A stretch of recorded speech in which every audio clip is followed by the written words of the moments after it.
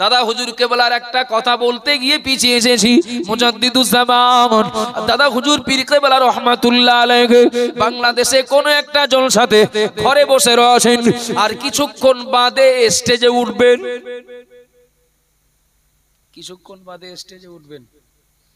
হুজুরের এক দুজন ভক্ত এসে হুজুরের বলছেন, হুজুর কিছু মনে করেন না, এখানে না ওই মতটার নাম বলবো না, আমি বলা যায় না যদি বকচরায় থাকে, যদি থাকে তাহলে তারা একদিকে বিদ্রোহী হবে আর শান্ত পরিবেশ অশান্ত হবে।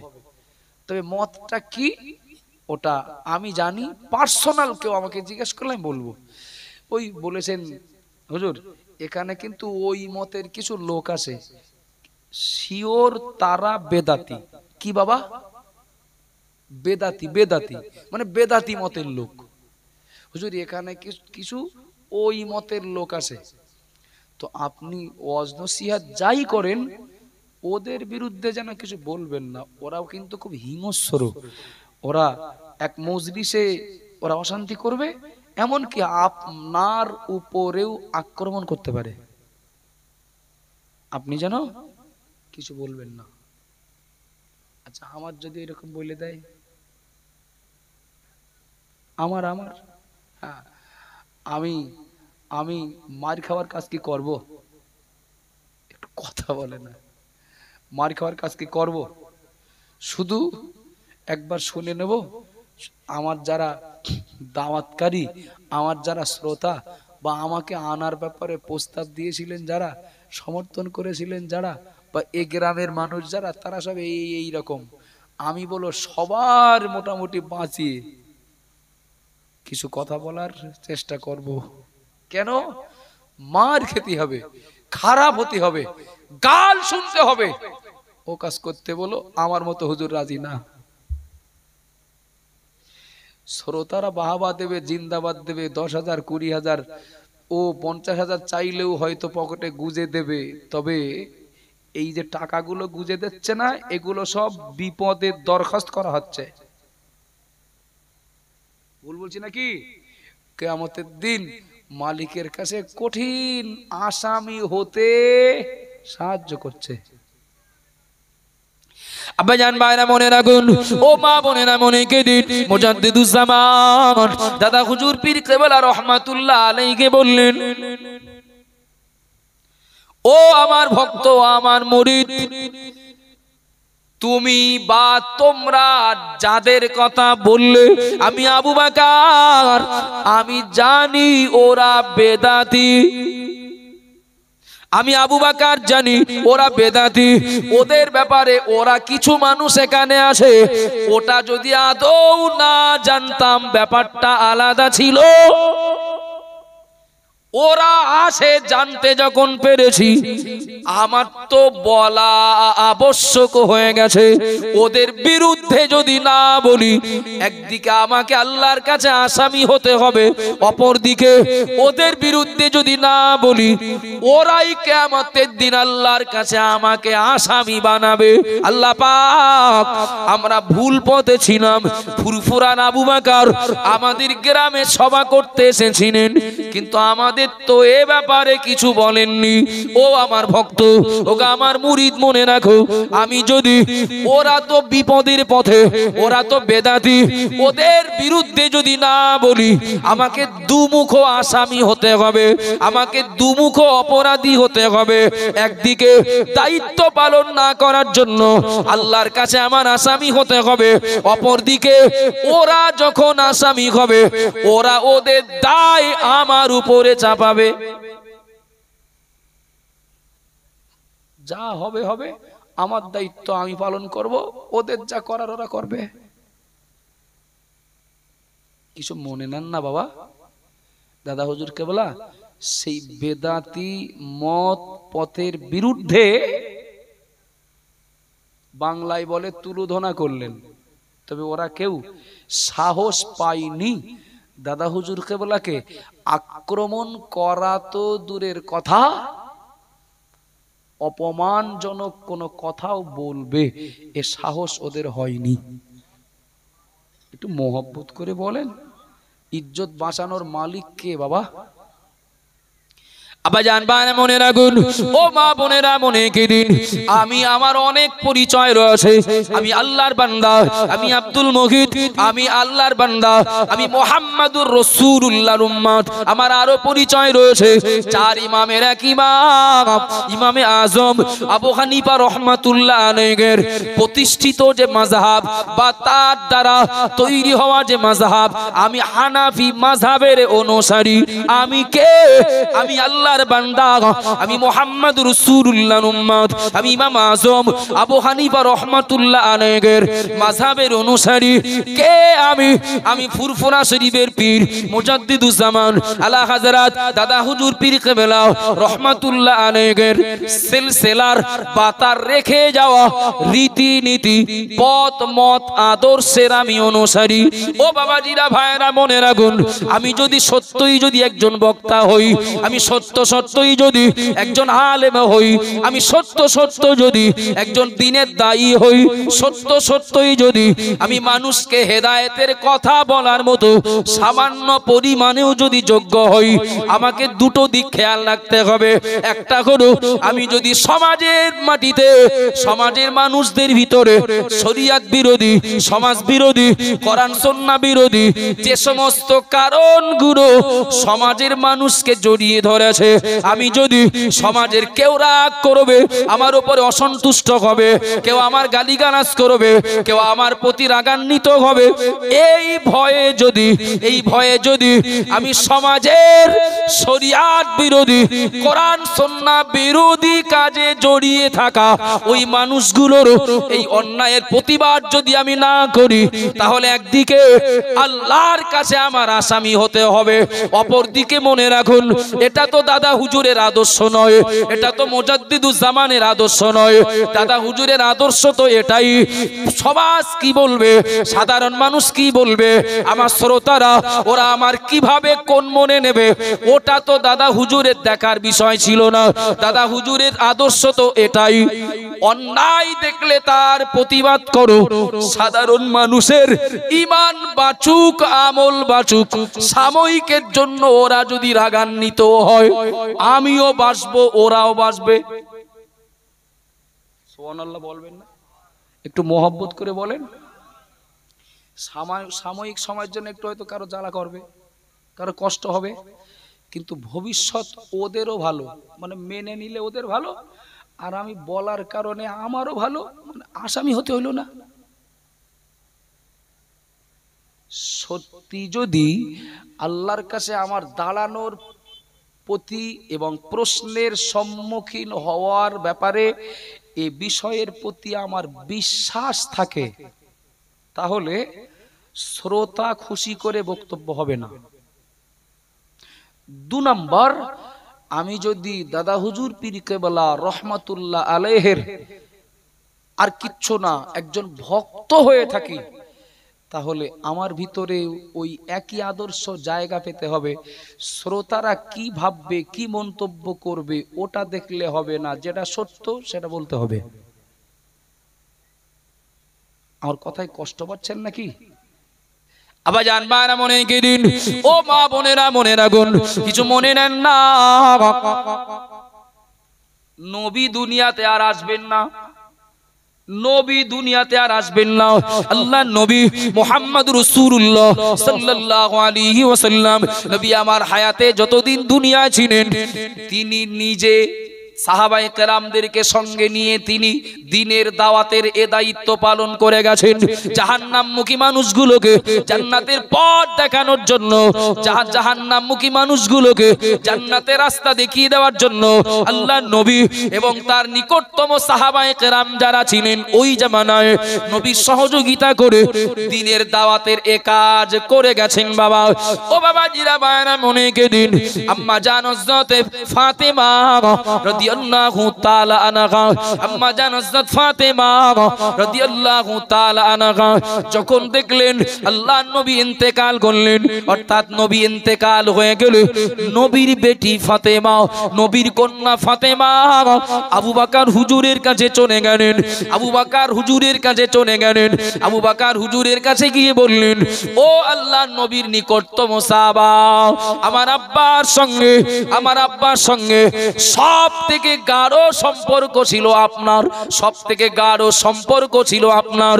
ওগো আল্লাহর নবী সাহাবা আবু বকর হুজুর, আমি তো নবীর মেয়ে, আপনার কাছে এসেছি একটা দাবি নিয়ে। দাবি করো, আমার আব্বার রেখে যাওয়া কোন সম্পদ যদি থাকে তো আমার ভাগ দিন। আব্বার কোথায় কি ছিল না ছিল, আসে না আসে, ও আমার তুলনায়, আমার মায়ের তুলনায় আপনি কোনো অংশে কম জানেন না। তো যদি আমার আব্বার কিছু থাকে তো আমি তার উত্তরসূরি হিসাবে আমার ভাগ দেন, আমাকে দেন। অবাক হয়ে যাবেন, আশ্চর্য হয়ে যাবেন। হযরত আবু বকর সিদ্দিক রাদিয়াল্লাহু আনহু মা ফাতেমাকে জবাব দিলেন, ওগো মা ফাতেমা, তোমার আব্বার আল্লাহর নবী রেখে যাওয়া বিষয় সম্পদ বলতে তো কিছুই নাই। সুবহানাল্লাহ বল, একটু মোহব্বত করে বলেন। আম্মা জান খাদিজা থেকে যা সম্পদ পেয়েছিলেন দিনের জন্য তো খরচ করেছেন, একটা আম বাগান ছিল সেটাও তো দান করে গেছেন দিনের জন্য। একটু সুবহানাল্লাহ বলেন। ও বাবাজিরা, ভাইয়েরা, মনে রাখুন, আল্লাহর নবীর ব্যবহৃত একটা দুটো জিনিসের কথা বললেন, এইগুলো আসে। ও ফাতেমা, নবী মুহাম্মদুর রাসূলুল্লাহ দুনিয়ার জমিনে সব থেকে বড় সম্পদ বলতে যেটা রেখে গেছেন সেটাই তো কোরআন হাদিসের জ্ঞান। একটু জোরে বলেন, একটু মোহাব্বত করে বলেন না সুবহানাল্লাহ। হযরত আবু হুরায়রা রাদিয়াল্লাহু তাআলা আনহু মদিনার বাজারে বাজার করতে গেলেন। বাজার করতে গিয়ে আবু হুরায়রা রাদিয়াল্লাহু আনহু মদিনার বাজারে বাজার করা লোকদেরকে ডেকে ডেকে বললেন, আপনারা এদিক কেনা বেচায় ব্যস্ত, আর আল্লাহর নবী মসজিদ নববীতে দুনিয়ার শ্রেষ্ঠ সম্পদ বিতরণ করছেন। একটু সুবহানাল্লাহ বলেন। দোকানদার, খরিদ্দার, বাজারে থাকা লোক, তাই তো নিতে হবে, শ্রেষ্ঠ সম্পদ নিতে হবে। সবাই মসজিদ নববীতে যে দেখলেন নবী সাহাবায়ে কেরামদের সামনে কোরআন হাদিসের আলোচনা করছেন। একটু মোহব্বতে বলেন বাবা। অনেক সাহাবারা মসজিদে নববী থেকে বেরিয়ে বাজারে আবু হুরায়রা হুজুরকে খুঁজছেন। ও লোক বললেন, শ্রেষ্ঠ সম্পদ বিতরণ হচ্ছে, তো সেরকম কিছু তো বিতরণ করতে দেখলাম না। দেখলাম ওই নবী তো কোরআন হাদিসের ব্যাপারে একটু আলোচনা করছেন। আবু হুরায়রা হুজুরের সঙ্গে দেখা হলো। আবু হুরায়রা হুজুরকে জিজ্ঞাসা করলেন, আপনি মিথ্যা বললেন কেন? আপনি বললেন নবী মসজিদে নববীতে শ্রেষ্ঠ সম্পদ বিতরণ করছেন। কই তেমন কিছু পেলাম না তো।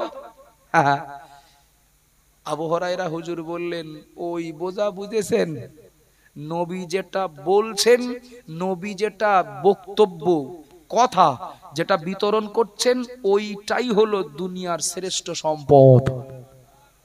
আর একটু মোহব্বতে বলেন। আব্বাজান ভাইরা মনে রাখুন, আবু বকর সিদ্দিক রাদিয়াল্লাহু আনহু ফাতেমাকে বললেন, ফাতেমা, মা ফাতেমা, মনে রাখো মুহাম্মদুর রাসূলুল্লাহ দুনিয়াতে সম্পদ বলতে রেখে গেছেন কোরআন হাদিসের জ্ঞান, অর্থাৎ ইলম। এটাকেই যারা অর্জন করবে তারাই নবীর উত্তরসূরি বলে গণ্য হবে। একটু সুবহানাল্লাহ বলেন, আরো মহব্বতে বলুন সুবহানাল্লাহ। ও বাবাজিরা, ভাইয়েরা, মনে রাখুন, যারা কোরআন হাদিসের জ্ঞান অর্জন করেছেন তারাই তো মুহাম্মদুর রাসূলুল্লাহর উত্তরসূরি। সুতরাং নবীর রেখে যাওয়া দায়িত্ব, দ্বীন প্রচারের দায়িত্ব তো তারাই পালন করবে। কিছু মনে নেন না। আমি যদি মনে করি আমি মুহাম্মদুর রাসূলুল্লাহর একজন উম্মত, তাহলে আমাকে তার একজন অনুসারী, তার একজন উত্তরসূরি কিংবা তার একজন ওয়ারিস, আমাকে এ দায়িত্ব পালন করতেই হবে। অর্থাৎ মানুষদেরকে সৎ কাজের আদেশ, অসৎ কাজের নিষেধ করে ওদের ঈমান আমল বাঁচানোর পথ বলে দিতে হবে। আমি যদি মনে করি আল্লাহর কাছে আমার দায়িত্ব পালন করে দায় মুক্ত হব। আমাকে এই একই কাজ করতে হবে। আর আমি যদি দাবি করি আমি মুজাদ্দিদুজ্জামান আবু বকর সিদ্দিক রহমাতুল্লাহ আলাইহির আমি একজন ভক্ত কিংবা তার সিলসিলার একজন খাদেম, আমার ভিতরেও তো এক গুণটা থাকতে হবে। জনগণ কে কি বলবে দেখার বিষয় নয়, তাদের ঈমান বাঁচানোর জন্য, তাদের আমলের পরিমাণ বাড়াতে উৎসাহ যোগানোর জন্য আমাকে এ দায়িত্ব পালন করতে হবে। তা না হলে সব দিকে বিপদ। এতগুলো মানুষের সামনে বলছি, এতগুলো মানুষের সামনে বলছি, এতগুলো মানুষের সামনে বলছি, আবার এতগুলো ইউটিউবের সামনে বলছি। ও বাবাজিরা, ভাইয়েরা, মনে রাখুন, আমার যা দায়িত্ব ছিল, আমার মতো বক্তাদের যা দায়িত্ব ছিল, আমার মতো আলেম নামের যারা তাদের যা দায়িত্ব ছিল, জনগণের ঈমান বাঁচাতে, তাদের আমলের পরিমাণ বাড়াতে, উৎসাহিত করতে কিছু অজনসিহত, কিছু বক্তব্য রেখে এ দায়িত্ব পালন করা। কিন্তু দয়া করে বলবেন নাকি অধিকাংশ মজলিস গুলোতে তো দেখছি উল্টো, অনেক শ্রোতারা ঈমান নিয়ে আসছে, বেঈমান হয়ে বাড়ি যাচ্ছে।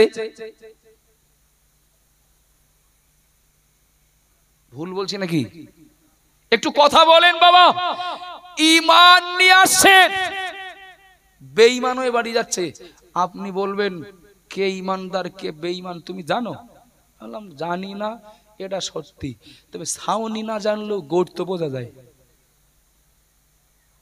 কথা বলেন বাবু, ছাউনি না বুঝলেও গোট তো বোঝা যায়।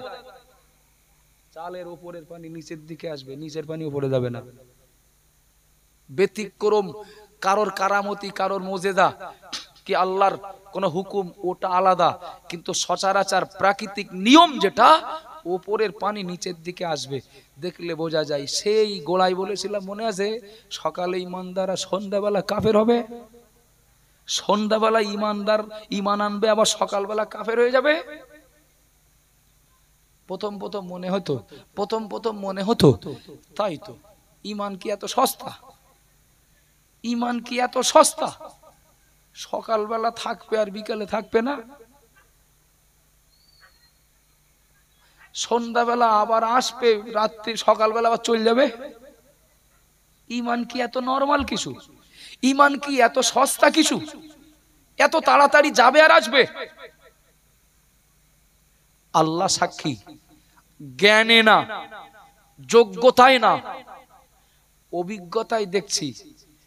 এ তো নবী তো অনেক লং টাইম বলেছেন, ও তার আগেও ঈমান মানে যাবে, এবং ওই সময়ের অনেক আগে ঈমান আনাও যাবে। কথা বলেন বাবা, ঠিক না ভুল? ঈমান যেতে সকাল বিকাল লাগবে না তো, আবার ঈমান আসতে সকাল বিকাল লাগবে না।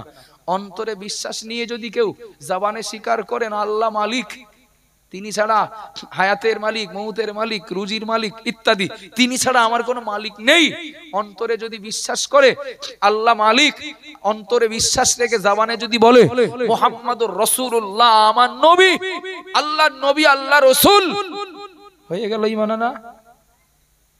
হয়ে গেল ঈমান আনা। খুব বেশি সময় লাগলো কি? লাগলো না তো। আচ্ছা এবার বলেন তো, কেউ কাফের না, তার যদি কাফের বলি, যে কাফের না তার যদি কাফের বলি, ঈমান পাকা হবে? ঈমান পাকা হবে? যে কাফের না তাকে যদি কাফের বলা হয়, তাহলে বলবে যে সে কাফের হবে। বেশি ব্যাখ্যা দেওয়ার সময় নেই। যে বলবে সেই কাফের হবে। যে মুনাফিক না তাকে যদি কেউ মুনাফিক বলে, যে বলবে ওর উপরে কিয়াস করে বলা যেতে পারে সেই হবে। যে দোষে দোষী না তার উপরে যদি সেই দোষের অপবাদ দেওয়া হয়, ওটা ঘুরে নিজের উপরে আসবে, নিজের উপরে আসবে। আচ্ছা একটু ছোট্ট করে বলুন তো, ছোট্ট করে বলুন তো, স্বামী স্ত্রীর ভিতরে তাই কোনো আন্তরিকতার ভক্তি মহব্বতের কোনো বিষয় হোক আর অশান্তি ঝগড়াঝাটির কোনো বিষয় হোক, বাচ্চাদের সব কি জানানো যায়? স্বামী স্ত্রীর যে সম্পর্ক, এ সম্পর্কের কোনো কিছু যেটা আপত্তিকর, যেটা বাইরে প্রকাশ পাওয়াটা অপরাধ, এটা কি সন্তানকে দেখানো যাবে, বোঝানো যাবে, না বলা যাবে? কোনটাই? আচ্ছা, স্বামী স্ত্রী উভয়ে ঝঞ্ঝাট ঝামেলা বাদ দিয়ে, এ বললো মুখের ছেলে, ও বললো মুখের মেয়ে, বাচ্চাগুলোর সামনে এই যাত্রা করা যাবে? কেন যাবে না বলেন দিন?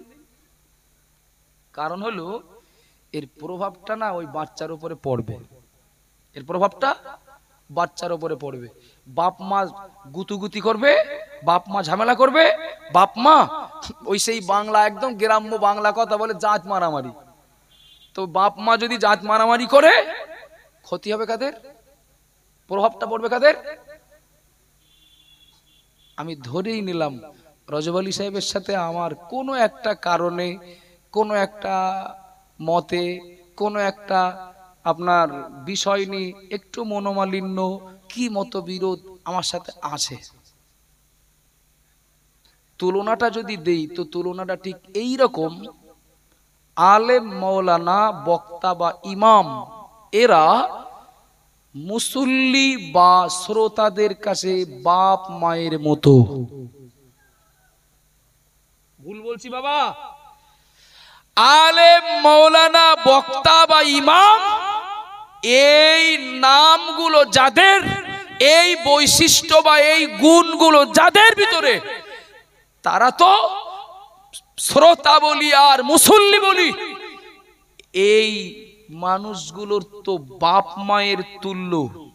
আলেম মাওলানা ইমামেরা আমার সঙ্গে যদি, আমার বড় ভাইয়ের কোনো ব্যাপারে কোনো মতবিরোধ যদি থেকে থাকে, আমরা যদি এটা জনগণকে দেখাই, জনগণকে বোঝাই, জনগণের কাছে এই নিজেদের ভিতরের এই দ্বন্দ্বের বিষয়টা যদি প্রকাশ করি, প্রভাবটা কিন্তু মুসল্লি বা শ্রোতা নামীয় বাচ্চাদের উপরে পড়বে। পড়বে না? পড়বে না? রজব আলী সাহেব বললেন নামাজ না পড়লে জাহান্নামে যাবেন। আমি এসে বললাম, ওরে ও লোক তো কাফের। তো যখনই বলবো লোক তো কাফের, তখন কি হবে বলেন দিন? কিছু লোক বলবে নামাজ পড়ো, মনে করিলাম তো সে কাফের কথা শুনে যদি নামাজ পড়ি তো জাহান্নামে যেতে হবে। কি বোঝা যাচ্ছে নাকি বাবা? রজব আলী সাহেব বললেন, আব্দুল মুহিত তোমার কাফের বলেছে, আব্দুল মুহিত তো জাহান্নামের টিকিট কেটে বসে রয়েছে। এখন আমি জাহান্নামের টিকিট কেটে বসে রয়েছি মানে জাহান্নামী শিওর। আমি আপনাদের বললাম, আমার বাপ ভাই, আমার মা বোন পায়ে দোকান ধরে বলছে সুদ যেন খাবেন না। শ্রোতারা কি বলে বলেন দিন? নিজে জাহান্নামের মাঝখানে যে বসে রয়েছে আর বড় বড় জ্ঞান দিচ্ছে, আর জাহান্নামী বক্তার কথা শুনে কখনো নাজাতের পথ পাওয়া যায়? ক্ষতি কাদের হবে?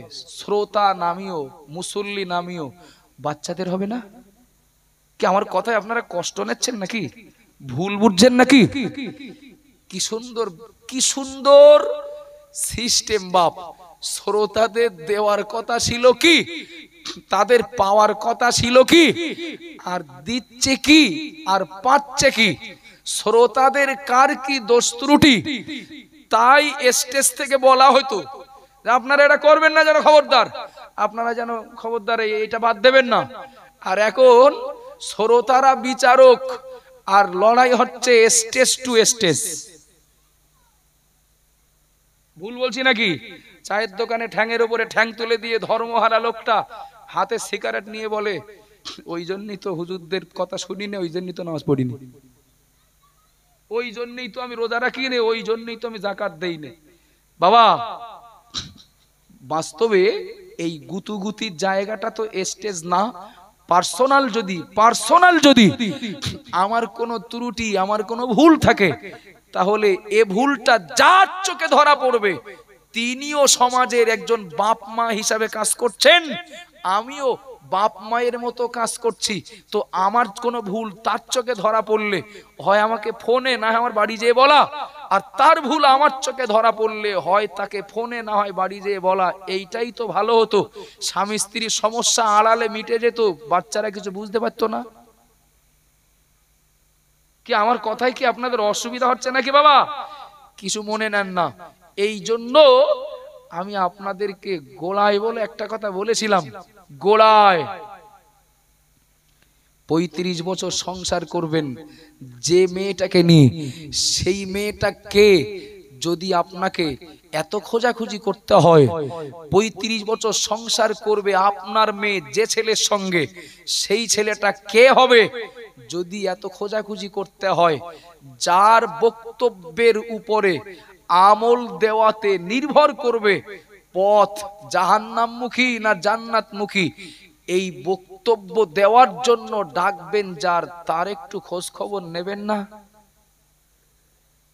একটু কথা বলেন না বাবা, একটু খোঁজ খবর নেবেন না? যে আমি যাকে আমার মজলিসে কিছু ওয়াজ-নসিহত শোনার জন্য আমন্ত্রণ করছি, সে ওয়াজ-নসিহত আমাদের উদ্দেশ্যে করবে না তার কোনো সতীনের উদ্দেশ্যে করে তার স্বার্থ লুটে বাড়ি যাবে? একটু খোঁজ নিয়ে দেখবেন না যে একে দাউদ করলে আমাদের লস হবে না লাভ হবে? একে দাউদ করলে গ্রামের সম্প্রীতি বাড়বে না সম্প্রীতির ফাটল ধরবে? একটু ভাবনা চিন্তা করার দিন এসেছে না আসেনি বাবা? আসেনি? আমি মার্ক করে টার্গেট করে, আর আমি তো ছোট মানুষ, মাইনাস পয়েন্ট বিরাট, আমি ছোট মানুষ, যেন ভাববেন না বলতে পারি না, যেন ভাববেন না বলার ভাষা নেই, যেন ভাববেন না বলার মতো বাক শক্তি নেই, আছে, হেরে যায়, ছোট মানুষ, সব কথা মানায় না। কিন্তু বাপ মায়ের যখন লজ্জা শরম থাকবে না, তখন ছেলে যদি বাপ মায়ের অমুকের ছেলে বলে ডাকে, এটা বলবো খুব হতেই পারে, বাপ মার লজ্জা শরম নেই তো ছেলে একটু গালাগাল দেবে, তাতে অসুবিধা কি? কথা বলেন, ঠিক বলছি না ভুল বলছি? কিছু মনে নিলে হবে না বাবা। ওই দিনটা আল্লাহর সামনে আমাদের দাঁড়াতে হবে, লক্ষ্যটা ওই দিকে থাক বেশি। কোন দিকে? কোন দিকে? আল্লাহর দিকে। আল্লাহর কাছে আমার দাঁড়াতে হবে। দুনিয়া সবাই বাদ দেখ, আমার দুনিয়া সবাই আমাকে আসামি বলুক, মালিক যদি বলেন না তুই ঠিক আছিস, আমি বলবো আমি জিতে গেছি, আমি জিতে গেছি। কিন্তু দুনিয়ার মানুষের কাছে বাহবা পেতে আর জনসমর্থন বাড়াতে ভুলভাল কথা বলে ভুলভাল ফতোয়া দিয়ে তাড়াতাড়ি হাইলাইট হওয়ার জন্য এ গাছের ভার ও গাছে পেতে, পরিণাম বলো আমার সেদিন খুব কঠিন হবে। সারা দেশের লোক যদি বলে অমুক খারাপ, আল্লাহ যদি বলে না লোকটা ভালো, লোকটা ভালোই বলবো। কথা বলেন, সারা দেশের লোক যদি বলে ও লোকটা ভালো, আল্লাহ যদি বলেন ভালো না, আল্লাহ যদি বলেন ভালো না, তা দেশের লোকের ভালো বলাতে তার লাভটা কি হবে বাবা? আবা জানবানা মনিকে দিন, ও মা বোনেরা মনে রাখুন, ভুল বুঝবেন না, বেয়াদবি নেবেন না। আমি কাউকে কষ্ট দেওয়ার জন্য বলছি না, আমি কাউকে আঘাত করার জন্য বলছি না। আমি বলতে বলতে আমার প্রসঙ্গেই বলেছি, যারা বক্তা যারা ইমাম, তাদের ডিউটি করো তাদের অধীনে থাকা শ্রোতা বা মুসল্লিদেরকে সৎ কাজের আদেশ দেওয়া, অসৎ কাজে নিষেধ করা, এর মধ্য দিয়ে তাদের ঈমান পাকানো আর আমলের প্রতি উৎসাহিত করা। কিন্তু বর্তমান যুগ ও সন্ধিক্ষণে দেখতে পাচ্ছি হচ্ছে তো বেশিরভাগ ক্ষেত্রে উল্টো। আপনি লিখে রাখুন, সামনে যা দিন আসে, এ সকল বাপ মায়েরা যদি এদের লজ্জা শরম যদি না হয়, এই সমস্ত বাপ মাগুলো যদি সন্তানদের মুখের দিকে না তাকিয়ে নিজেরা যদি সংযত না হয়, এ সকল বাপ মায়েরা যদি সন্তানদের ভবিষ্যতের দিকে তাকিয়ে নিজেরা যদি আপোষ মীমাংসা যদি ঘরে লুকিয়ে যদি না করে নেয়, আগামী দিনে এই শ্রোতা নামীয় সন্তানেরা বাপ মায়ের এই দুষ্টমি আর এই বদরামিতে অতিষ্ঠ হয়ে আমার বিরাট ভয় হয়, এরা এই শ্রোতা নামীয় সন্তানেরা বেহায়া বাপ মাকে শিক্ষা দেওয়ার জন্য তারা মজলিস থেকে স্টেজে জুতো ছোড়ে কিনা। ঠিক বলছি না ভুল বলছি? আমি পাগল নই, আমার মাথা খারাপ না, যা বলছি সজ্ঞানেই বলছি, একটা কথাও ফিরিয়ে নেব না, যা বলছি সঠিক বলছি। বর্ডার পার হয়ে দেখেন বাংলাদেশ 95% মুসলমানের দেশ, মুফাসসিরে কোরআন ওয়াজ করছেন, কেউ এসে মাইক কেড়ে নিল। কথা বলেন না বাবা, কেউ এসে মাইক কেড়ে নিল। আন্তর্জাতিক খ্যাতি সম্পন্ন মুফাসসিরে কোরআন ওয়াজ করছেন, চলাকালীন পুলিশ এসে তুলে নিয়ে গেল।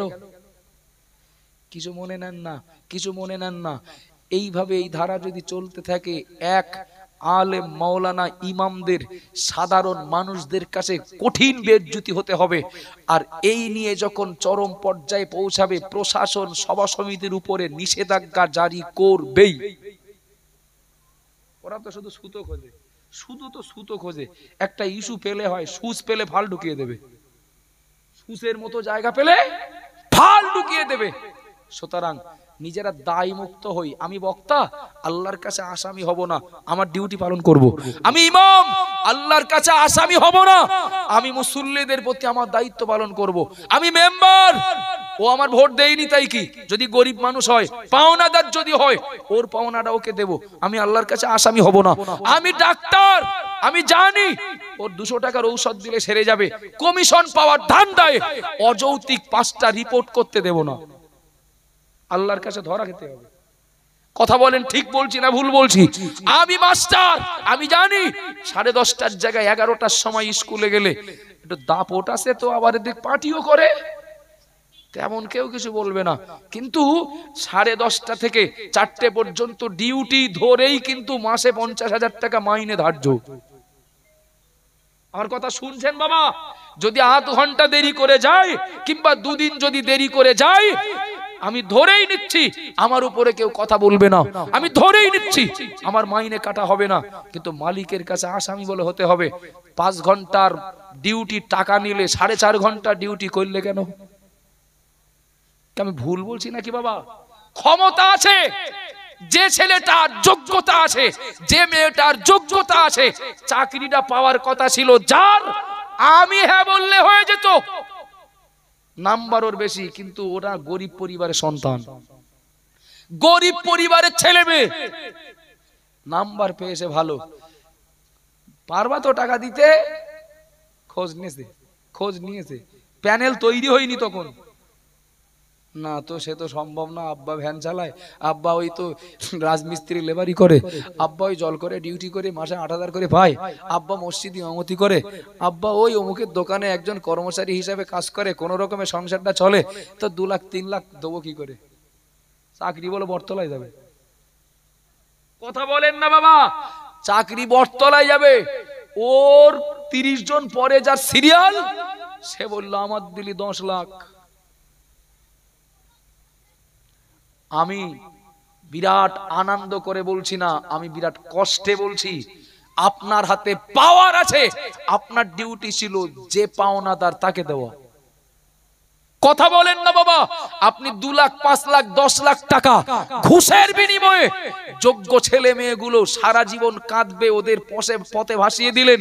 আর ওদের তুলনায় অনেক অযোগ্য, অনেক পিছনের সারিতে যাদের স্থান, টাকার বিনিময়ে পাওয়ার ছিল বলে ক্ষমতার অপব্যবহার করে ঘুষ খেয়ে তাদেরকে চাকরি দিলেন। হয়তো গরিব ছেলে মেয়েগুলো যোগ্যতা আসে, ওদের বাহুবল না থাকার কারণে আপনার জামার কলার হয়তো ধরবে না। রেডি থাকেন সময় মতো, কিন্তু আপনাকে জিজ্ঞাসা করা হবে। আল্লাহ জিজ্ঞাসা করবেন ঠিকঠাক পালন করেছিলে তো? রাগ করছেন নাকি বাবা? রাগ করছেন নাকি? ছাড়েন। যত রকম নেতা আছে, যত রকম নেতা, যে যত বড় নেতা তার বিপদ বলো তত বেশি। যে যত বড় নেতা তার বিপদ বলো তত বেশি। তাকে জিজ্ঞাসা করা হবে, উত্তর দিতে হবে। কথাটা মনে রেখে বাকি জীবনটা চলার চেষ্টা করি। চললে আমার লাভ হবে না, ভাগ দেবেন না আমার। না চললেও আপনার অপরাধের ভাগ আমি নেব না, আমারটা আপনিও নেবেন না। আব্বাজান ভাইরা মনে রাখুন, মা বোনেরা মনে রাখুন, আল্লাহর নবী মুহাম্মদুর রাসূলুল্লাহ সাল্লাল্লাহু আলাইহি ওয়াসাল্লাম নবী আমার দ্বিতীয় নাম্বারে বললেন, ও الرجل راع في أهله ومسؤول عن رعيته ও বাবাজিরা ভাইরা মনে রাখুন আল্লাহর নবী মুহাম্মদ রাসূলুল্লাহ সাল্লাল্লাহু আলাইহি ওয়াসাল্লাম বললেন দ্বিতীয় নাম্বার 1 আল্লাহ ডাকবেন পরিবারের গার্জিয়ানদেরকে। সব মানুষগুলো তো ইমাম না, সব মানুষগুলো তো আলেম না, সব মানুষগুলো নেতা না, সব মানুষগুলো তো জনপ্রতিনিধি না। যারা জনপ্রতিনিধি তাদেরকে তো প্রথম প্রশ্ন করা হবে। আর দ্বিতীয় নম্বরে নবী বললেন পরিবারের গার্জিয়ান গুলোকে ডাকা হবে, পরিবারের গার্জিয়ান গুলোকে ডাকা হবে। আমি ইমাম না, আমি আলেম না, আমি মাওলানা না, আমি বক্তা না, কিন্তু আমি আমার পরিবারের লিডার। কথা বলেন ঠিক না ভুল? আমার পরিবারে আমার স্ত্রী, আমার ছেলে, আমার মেয়ে, আমার বৃদ্ধ বৃদ্ধা আব্বা মা তারাও এখন আমার অধীনে। ও বাবাজিরা ভাইরা মনে রাখুন আল্লাহর নবী মুহাম্মদুর রাসূলুল্লাহ সাল্লাল্লাহু আলাইহি ওয়াসাল্লাম বললেন আর রাজুলু রাঈন ফি আহলিহি ওয়া মাসউলুন আন রাইয়াতিহি। ও পরিবারে গার্জিয়ান মনে রাখো কাল কিয়ামতের দিন আল্লাহ পাক তোমাকে ডাকবেন, আল্লাহ তোমাকে জিজ্ঞাসা করবেন তোমার পরিবারের মানুষগুলোর প্রতি তোমার যা দায়িত্ব ছিল পালন করেছিলে কিনা বলো। ও বাবাজিরা ভাইরা মনে রাখুন, ও মা বোনেরা মনে কেদিন কিছু মনে নেন না। কোরআনে মহান আল্লাহ বলেছেন কু আনফুসাকুম ওয়া আহলিকুম নার, কু আনফুসাকুম ওয়া আহলিকুম নার। মহান আল্লাহ বললেন এ বান্দা নিজে বাঁচো জাহান্নামের আগুন থেকে, তোমার পরিবারকে তোমার অধীনস্থদেরকে বাঁচাও। কিছু মনে নেন না, আমি পরিবারের গার্জিয়ান, আমি পরিবারের অভিভাবক, আমি পরিবারের লিডার, আমার দায়িত্ব আছে নামাজ পড়ার, পড়ি, রোজা রাখার ডিউটি রাখি। আল্লাহ আমার টাকা দিয়েছেন, আমি হজ করেছি, আল্লাহ টাকা দিয়েছেন, আমি যাকাত দিয়েছি, মদ খাই না, আমি জুয়া খেলি না, আমি লটারি কাটি না, মিথ্যা বলি না, আমি ঠিক আছি। কিন্তু আল্লাহকে সাক্ষী রেখে আপনাদের জ্ঞানের পাল্লায়, জ্ঞানের দাড়ি পাল্লায় ওজন করে একটু বলবেন নাকি আমি ধর্ম মানি, অধর্ম থেকে বেঁচে আছি।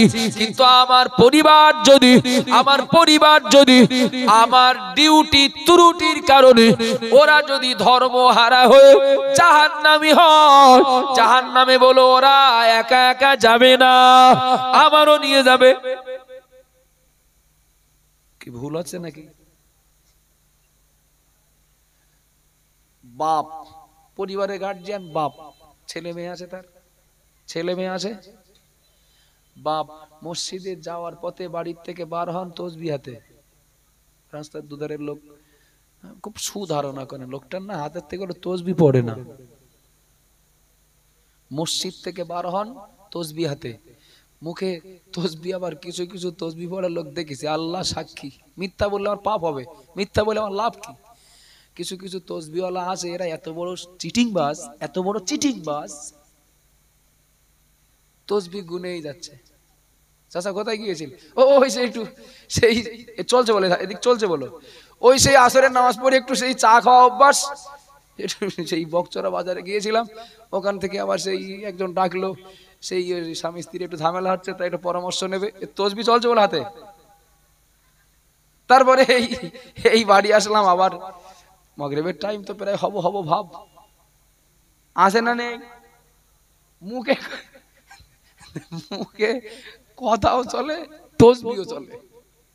যে লোকটার হাতে আদৌ তসবিহ নেই, যে লোকটার হাতে আদৌ তসবিহ নেই, এই লোকটার তুলনায় তসবিহ হাতে নিয়ে দানা এগিয়ে দিচ্ছে, অথচ কথা বলে অন্য, এ লোকটা বড় অপরাধী। যে লোকটা আদৌ তসবিহ পড়ে না, তার তুলনায় তসবিহ নিয়ে যে লোকটা এই মানে কি বলে তসবিহটা নিয়ে বেয়াদবি করে, এ লোকটা আরো বড় অপরাধী। ছাড়েন তো, আমি ওই গল্প করা লোকের কথা বলছি না, আমি প্রকৃত তসবিহ পড়া লোকটার কথা বলছি। বাড়ি থেকে বার হচ্ছেন মসজিদ পর্যন্ত, তসবিহ পড়তে পড়তে যাচ্ছেন, তো মসজিদ থেকে বার হলেন বাড়ি পর্যন্ত, তসবিহ পড়তে পড়তে আসলেন, কিন্তু সিয়ানা ছেলেটা বয়স তার 18, 20, 22, 25 কিংবা তারও বেশি, ছেলেটা শুক্রবারের দিনেও নামাজ পড়ে না, এ বাপের ওই ছেলেটাকে নামাজের প্রতি ডাকার ব্যাপারে উপযুক্ত ভূমিকা নেই। ভুল বলছি? এই বাপ ধর্মহারা ছেলেটাকে ধর্মপথে আনার ব্যাপারে বাপের সেই উপযুক্ত গার্জিয়ান হিসাবে যে ভূমিকাটা থাকার দরকার ছিল নেই। আর না থাকার পিছনে বহু কারণ থাকে। যেমন ছেলেটা না আয় রোজগার করে ভালো, ছেলেটা আয় রোজগার করে ভালো, ও সপ্তাহ আসলে বাপের হাতে 5,000, 4,000, 6,000, 10,000 শুধু বলে আব্বা লাগলি বলো, আব্বা টাকা পয়সা লাগলি বলো। খবরদার কোনোদিন যেন মনে করো না যে তোমার কিছু নেই, কি আপনার কিছু নেই। আচ্ছা, যে ছেলে 5,000, 7,000, 10,000 কি হাজার হাজার টাকা বাপের হাতে তুলে দেয়, ওই ছেলে অসন্তুষ্ট হবে এমন কাজ করা, এমন কথা বলা বাপ বলে খুব কম। ভুল বলছি নাকি আমি? ওই ছেলেটা অসন্তুষ্ট হবে এমন কথা বলা বাপ বলে খুব কম। এমন ব্যবস্থা ওই ছেলের বিরুদ্ধে নেওয়া বাপ কম কম। কেন? ও যা পারে করুক, বোন বোনায় আসলে বাজারঘাট বলে ঐতি করে, বোন বোনায় আসলে বাজারঘাট বলেও করে। ছোট মেয়েটার বিয়ে শাদী সব খরচ তো করলো, আর সপ্তাহ আসলেই তো বাজার করা, ডাক্তার কবিরাজ যা কিছু সব তোই দেয়। ও চটানো যাবে না, ও খারাপ মনে নেবে, কষ্ট পাবে, এটা করা যাবে না। ঘুমির থেকে যদি 10টার সময় ওঠে, সারা রাত মোবাইল চালিয়ে, ও তাও টাকা যাবে না, ডিস্টার্ব করা যাবে না একদম। আরো বরং কম্বলটা যদি সরে যায় তো ওটা আরো সাইজ করে দিতে হবে। কিছু মনে নেন না, ও তসবি পড়া বাপ কপালে দুঃখ আছে। খারাপ লাগলো কথাটা শুনতে? আমি কি তসবিকে কটূক্তি করলাম? না, আমি আগেই বলি তার মাথা খারাপ না তো। তসবি পড়া না, ও তসবি পড়ার থেকে আরো বড় গুণ তার ভিতরে, লোকটা নামাজি, লোকটা রোজাদার, লোকটা আল্লাহওয়ালা। বিশ্বাস করুন, এ কথা আব্দুল মুহিতের না, এ কথা মুফতি সাহেবের না, রজব আলী সাহেবের না, এ কথা নবীর। আর রাজুল রাইন ফি আহলিহি ওয়া মাসউলুন আন রাইয়াতিহি। পরিবারের গার্জিয়ান, পরিবারের প্রতি প্রশ্ন করা হবে, দায়িত্ব পালন করেছিলে কেমন, জবাব দিয়ে তাই ওখান থেকে পা তুলতে হবে। আব্বা জান ভাইরা মনে রাখুন, ও মা বোনেরা মনে রাখুন, এ প্রসঙ্গে বহু বহু বহু কথা বলা যায়, কিন্তু মুফতি সাহেব হুজুরের আসার টাইম হয়ে গেছে, আর হাতে গোনা ক মিনিট বাকি। এতটুকুই মনে রাখুন, এতটুকুই মনে রাখুন, কাল কিয়ামতের দিন ধর্মহারা ছেলে মেয়েগুলো, ধর্মহারা ছেলে মেয়েগুলো নামাজ না পড়া, রোজা না রাখা, আর গান বাজনা, যাত্রা, থিয়েটার, মদ, জোয়া, লটারি, জেনা, ব্যভিচার এগুলো বাদ না দেওয়া, ওই সন্তানগুলো যখন জাহান্নামী বলে ঘোষণা পাবে, ও বাপ ও গো মা, আপনারা আমার শত্রু না, আপনারা আমার শত্রু না, আমি আপনাদের কষ্ট দেওয়ার জন্য বলছি না। কাল কিয়ামতের দিন ধর্মহারা ছেলে মেয়েগুলো যখন তাদের অন্যায় কাজের জন্য, অন্যায় রাস্তায় চলার জন্য, জাহান্নামার পথে যাওয়ার জন্য, ওরা যখন আল্লাহর পক্ষ থেকে ঘোষণা পাবে, বান্দা ও বান্দা ও বান্দি জাহান্নামায় চলে যাও, জাহান্নামার দরজায় দাঁড়িয়ে, আল্লাহর কোরআন বলেছে জাহান্নামার দরজায় দাঁড়িয়ে ওরা আল্লাহকে বলবে, আল্লাহ ও রব্বুল আলামিন, আল্লাহ জাহান্নামে যাব, কিন্তু জাহান্নামায় যাওয়ার আগে একটু আমার আব্বা আমাকে একটু আমাকে দেখিয়ে দেন। ও বাবাজিরা ভাইরা মনে রাখুন, জাহান্নামায় যাওয়ার আগে ধর্মহারা ছেলে মেয়েগুলো, ধর্মহারা ছেলে মেয়েগুলো আব্বা আমাকে খোঁজ করবে, আব্বা আমাকে কাছে চাইবে। আল্লাহর কোরআন বলেছে ওই জাহান্নামী ছেলে মেয়েগুলো আল্লাহকে বলবে, আল্লাহ আব্বা আমাকে দেখিয়ে দেন। আব্বা আমাকে পায়ের তলায় পিষে সঙ্গে নিয়ে জাহান্নামে যাব, কেননা আমি বা আমরা জাহান্নামে জাহান্নামী হয়েছি, আমাদেরকে তো নিয়ন্ত্রণে রাখার দায়িত্ব ছিল বাপ মায়ের। সেই বাপ সেই মা দায়িত্ব পালন না করার জন্যই তো আমরা জাহান্নামী। সুতরাং জাহান্নামে একা যাব না, বাপ মাকে নিয়ে যাব।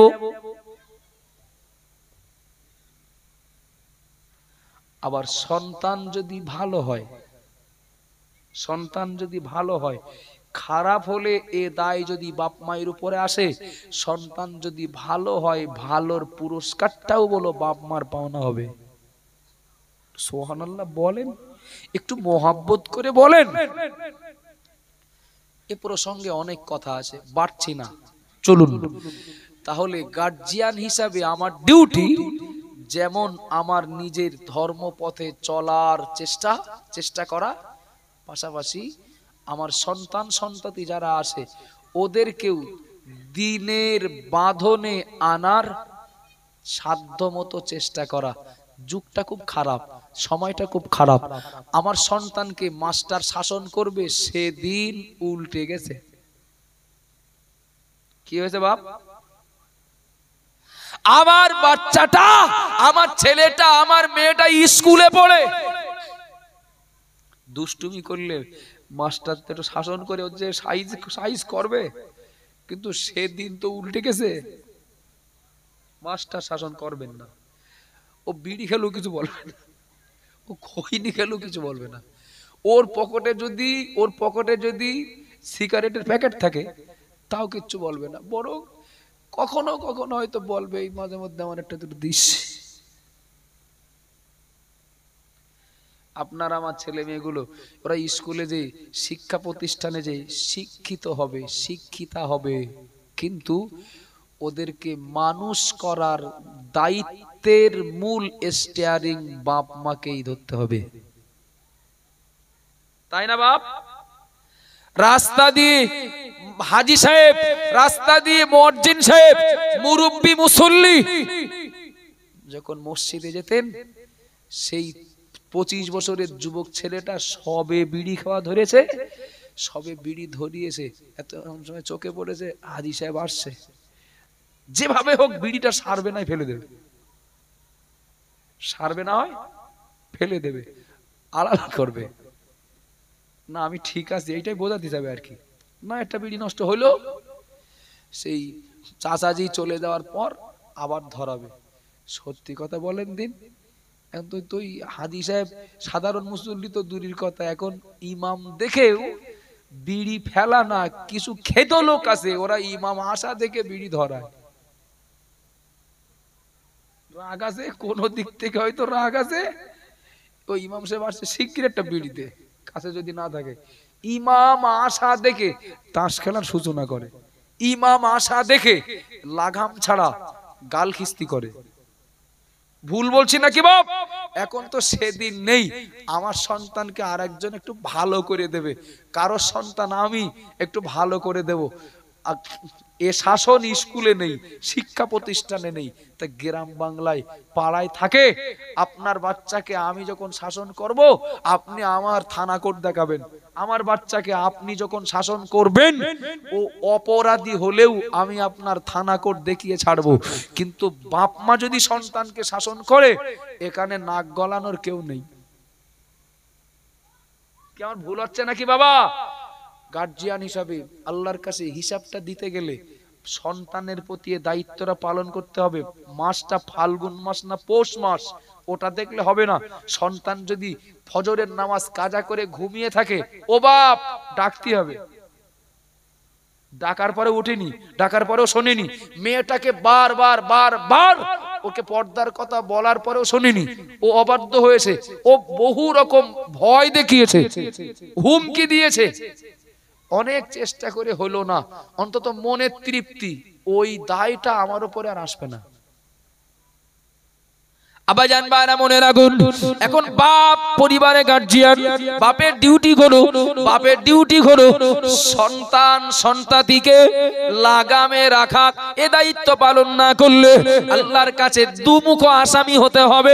একদিকে নিচের দায়িত্ব পালন না করার জন্য আসামি, অপরদিকে ওই সন্তানেরাই আল্লাহর কাছে বলবে, আল্লাহ আব্বা মা দায়িত্ব পালন করেনি বলেই তো আসামি, সুতরাং আব্বা মাকে নিয়ে যাব। ও বাবাজিরা ভাইরা মনে রাখুন, গার্জিয়ান হিসাবে আব্বা মায়ের দায়িত্ব গুলো সন্তানদেরকেও সৎ কাজের আদেশ দেওয়া, অসৎ কাজের নিষেধ করা। মনে রেখে দিন, আমি যদি হই স্বামী, আমি তো স্ত্রীর গার্জিয়ান।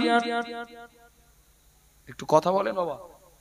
ও বাবাজিরা ভাইরা মনে রাখুন, আমি আপনাদেরকে একেবারে বাস্তব চিত্র বলছি, শুনতে ভালো লাগুক আর খারাপ লাগুক, মেনে নেন আর নাই নেন। গ্রাম বাংলায় থেকে, গ্রাম বাংলায় বাস করে সচক্ষে দেখে চলে বুঝে যা অভিজ্ঞতা হয়েছে, বিশ্বাস করুন, প্রিয় নবী মুহাম্মদ রাসূলুল্লাহ সাল্লাল্লাহু আলাইহি ওয়াসাল্লাম, আল্লাহর নবী, তিনি কিয়ামতের 15টা আলামত বলেছেন, কিয়ামতের 15টা নিদর্শন বলেছেন। তার ভিতরে একটা, ওয়া আতা আর রাসূলু ইমরাআতুহু, ওয়া আতা আর রাজুলু ইমরাআতুহু। আল্লাহর নবী বললেন, ওই জামানায় পুরুষ মানুষেরা নারীদেরকে নেত্রী বানাবে, মানে যুগ উল্টে যাবে। পুরুষ মানুষেরা নারীদের নেত্রী বানাবে, তার মানে পুরুষ নারীকে চালাবে না, নারী পুরুষকে চালাবে। আমি বলো ওই অনেক দূরের কথা বলছি না, বাড়ির কথা বলছি। বাড়ির কথা, বাড়ি বলা যেতে পারে 50% পুরুষ স্ত্রীর অধীনে। বিরাট অন্যায় কথা বললাম নাকি? বকচরা বাদে, বকচরা গ্রাম বাদে 50% পুরুষ নারীর অধীনে। এখানে যদি বলা হয় মসজিদের জন্য 500 টাকা দিতে হবে, এমনও এই মজলিসে, আপনাদের বলছি না, এই মজলিসে বসে এমনও শ্রোতা আছে, বাড়ি আলোচনা না করে পাশ না হওয়া পর্যন্ত বলতে পারবে না। বলে হুজুর ওটা কালকে জানাবানি আমি ইমাম সাহেবের কাছে। 500 না 1000, 300 না মোটেও না, ওটা কালকে জানাবো। ভুল বলছে নাকি? আচ্ছা, স্বামী গার্জিয়ান হয়ে যদি স্ত্রীকে না চালিয়ে স্ত্রী যদি স্বামীকে চালায়, তাহলে পরিণাম বলো বিরাট খারাপ হবে। যদি বলেন কেন? কারণ হলো, পানি যদি নৌকার উপরে ওঠে, তা নৌকা নিরাপদে চলবে তো নাকি? একটু কথা বলেন না, নৌকা কি নিরাপদে চলবে? মোটেও না। আর পুরুষ মানুষেরা নারীদের কাছে পাওয়ার হারানোর কারণে বেপর্দা বেহায়াপনার সাথে চলা নারীদের প্রতি স্বামীদের সেই কর্তৃত্ব নেই। ভুল বলছি নাকি বাবা? আবার জানবার মনে রাখুন, স্বামী নামাজি, স্বামী রোজাদার, স্বামী তসবিহ পড়া লোক, দান সদকা করা লোক, মসজিদ মাদ্রাসার খেদমত করা লোক, কিছু মনে নেন না। এমন একজন মানুষ কিন্তু তার স্ত্রীকে পাওয়া যাবে বেপর্দায় বেহায়াপনায়, এমনকি বিভিন্ন রকম পলিসির সঙ্গে যুক্ত, পরপুরুষের সঙ্গে। আজ এ পাড়ায় মিটিং, কালো পাড়ায় মিটিং, আজ এ গ্রামে মিটিং, কালো গ্রামে মিটিং, এই সব করে বেড়াচ্ছে। স্বামী মসজিদে নামাজ পড়তে, অপরদিকে স্ত্রী মহিলা সমিতির মিটিং করছে। পাওয়া যাবে না বাবা? স্বামী ওদিকে রোজা রেখে সন্ধ্যাবেলা ইফতার করতে মসজিদে, স্ত্রী ওদিকে বন্ধনের কিস্তির টাকা দেওয়ার জন্য সঙ্গী সাথীদের নিয়ে গ্রুপ নিয়ে রেডি। কিছু মনে নেন না বাবা। ও স্বামী, তুমি যত বড় পীর সাহেব হও, ওই স্ত্রী জাহান্নামে নিয়ে যাবে। ভুল বলছি নাকি? ওই স্ত্রী জাহান্নামে নিয়ে যাবে। এ আপনি কোরআন হাদিসের দলিল বলি, আর পীর মাশায়েখদের উপদেশ বলি, আর যুক্তি বলি, যেদিক থেকে যাবেন রেজাল্ট ওইটাই, উত্তর ওইটাই। স্ত্রী যদি হয় লাগাম ছাড়া স্বামী যদি হয় ধর্মপরায়ণ, এই ধর্মপরায়ণ স্বামীর বিপদের কারণ ধর্মহারা স্ত্রী। সুতরাং গার্জিয়ানকে জিজ্ঞাসা করা হবে, তোমার অধীনে থাকা মানুষটার প্রতি দায়িত্ব পালন করেছিলে? স্বামীর দায়িত্ব যেমন নিজের নামাজ পড়া, রোজা করা, ধর্ম করা, পাশাপাশি স্বামী স্ত্রীর গার্জিয়ান হওয়ার কারণে স্ত্রীর প্রতিও তার এই হুকুম, এই নির্দেশ, এই দায়িত্ব পালন করতেই হবে। যদি এখানে ত্রুটি হয় তাহলে গার্জিয়ান হিসাবে স্বামী ধরা খাবে বেপর্দা ধর্মহারা স্ত্রীর কারণে। আমার কথা বোঝা যাচ্ছে নাকি বাবা? আবার জানবার এমনই কি দিন মা বোনেরা মনে রাখুন, আর আমি পারবো না, সময় আমার প্রায়, সময় আমার আর শেষ।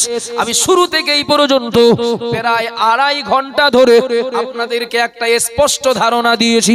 খেয়াল করুন, কাল কিয়ামতের দিন যে যেমন ব্যক্তি তাকে তেমন দায়িত্ব পালনের কৈফিয়ত দিতে হবে। ইমামকে দিতে হবে, আলেমকে দিতে হবে, মাওলানাকে দিতে হবে, আর ধর্মসভার বক্তা, স্টেজের বক্তাকে দিতে হবে, একজন জনপ্রতিনিধি তাকে দিতে হবে, যিনি 10 জনের একজন লিডার তাকে দিতে হবে তার অধীনস্থ মানুষদের প্রতি দায়িত্ব পালনের ব্যাপারে হিসাব। ও বাবাজিরা, ভাইরা মনে রাখুন, পরিবারের গার্জিয়ান তাকেও আল্লাহর কাছে হিসাব দিতে হবে। শুধু নিজে ধর্ম করা না, তার পরিবারের প্রতি তার দায়িত্ব পালনের বিষয়টার হিসাব লাগবে। আল্লাহর নবী 3 নম্বরে বললেন, ওয়াল মারআতু রাইয়াতুন ফি বাইতি জাওজিহা ওয়া মাসউলাতুন আন রাইয়াতিহা। ও নারী, ও নারী, কিয়ামতের দিন আল্লাহ আপনাকে জিজ্ঞাসা করবেন, স্বামী পরিবারের প্রতি আপনার যে দায়িত্ব ছিল ওটা পালন করেছিলে কিনা। ও বাবাজিরা, ভাইরা মনে রাখুন, প্রত্যেকটা নারীকে স্বামী পরিবারের প্রতি দায়িত্ব পালনের ব্যাপারে আল্লাহর কাছে কৈফিয়ত দিতে হবে। কিছু মনে নেন না, 100 ভিতরে অন্তত 30 থেকে 40টা পরিবারে নারীর প্রতি, স্ত্রীর প্রতি পরিবারের বেশিরভাগ মানুষ খুশি না।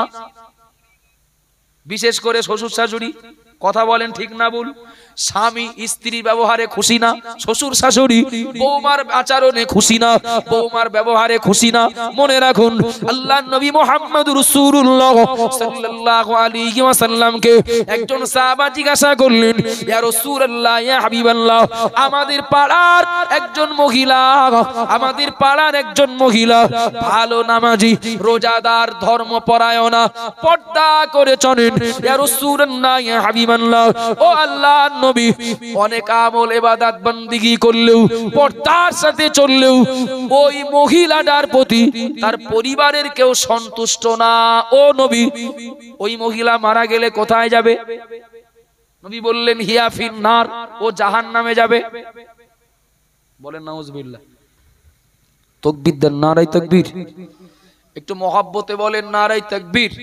মুফতি সাহেব হুজুর কিবলা, মুফতি সাহেব হুজুর কিবলা, অল ইন্ডিয়া সুন্নাতুল জামাত, নারে তাকবীর। আর একজন জিজ্ঞেস করে, হুজুর, আর একজন মহিলা ওই ফরজ নামাজ পড়ে, ফরজ রোজা রাখে, খুব বেশি অতিরিক্ত আমল করতে পারে না, কিন্তু ওর পরিবারের প্রতি খুশি, ও মহিলাটা কোথায় যাবে? নবী বললেন, ও মহিলাটা জান্নাতে যাবে। একটু সুবহানাল্লাহ বলেন। ওগো নারী, কোনো অজুহাত, কোনো অভিযোগ ছাড়াই আল্লাহর কাছে আপনার দায়িত্ব পালনের হিসাব যদি দিতে হয়, কোনো অভিযোগ ছাড়াই আপনার পরিবারের প্রতি দায়িত্ব পালন করতে হবে। ওমা আলাইনা ইল্লাল বালাগ। দুরূদ শরীফ, আল্লাহুম্মা